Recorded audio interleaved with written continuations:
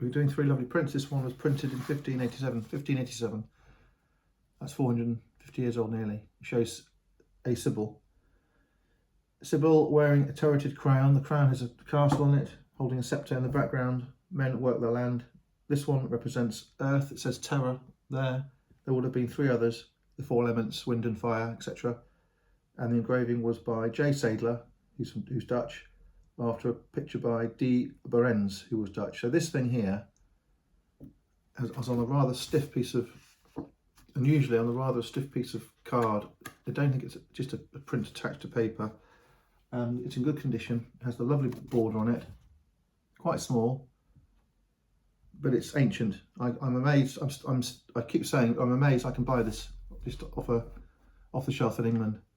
It's 450 years old. It's more interesting than 99% of people's pictures. If you go into the house, they'll have a red Ferrari, they'll have a Marilyn Monroe, they'll have a Damien Hirst, a Banksy, they'll have a copy of a Monet, which are all very nice, but pretty meaningless. This is a meaningful thing, and I think they're underpriced. Okay, next one. This was printed in 1586.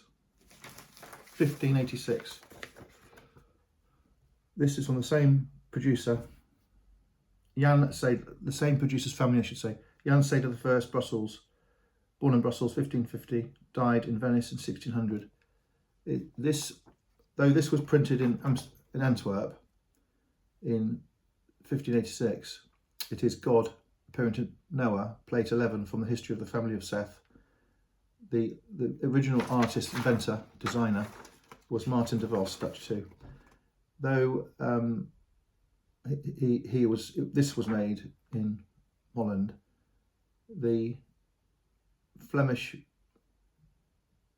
printer Jan Sadeler died in Venice, and a lot of Dutch artists, lots and lots of them, many, travelled from Holland to Rome, because the hotspot for art was Rome. And we've actually got a book from the Louvre dated 1928, and in this book, made by the Louvre, it starts with Italian paintings, notably the Mona Lisa, of course, and the French pictures are secondary in this volume.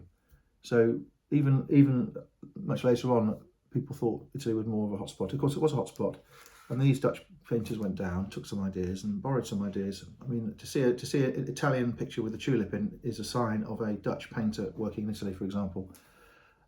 So this print has been trimmed. It's lost a little bit here. It's lost a dedication. It's been attached to a piece of paper, but it's still quite good condition. There is a lovely texture to it. There's not a watermark, but you can see how the paper's been put together. Okay.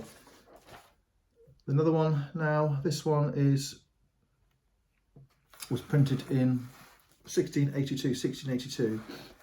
It was engraved by Valentin Lefebre, who was Dutch, born in 1641, went to live in Venice in 1680. Sorry, went to live in Venice and died in 1680. So this character who made it was Dutch. He copied a Titian picture. The original picture is St. Jerome in the Wilderness by Titian.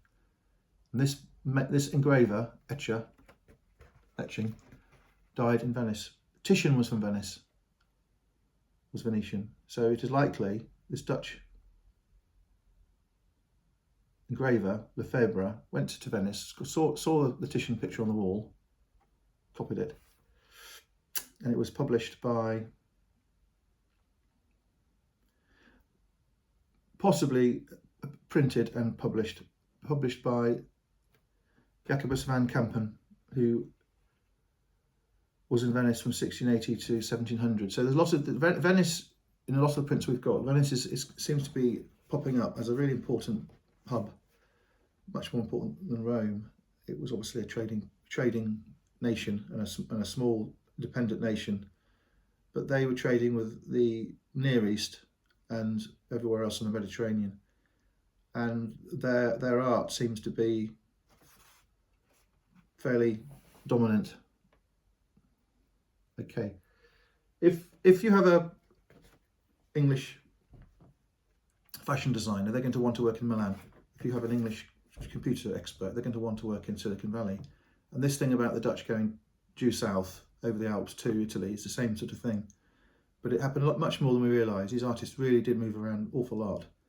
And I think that to a degree, a lot of the pictures would be moved around as well.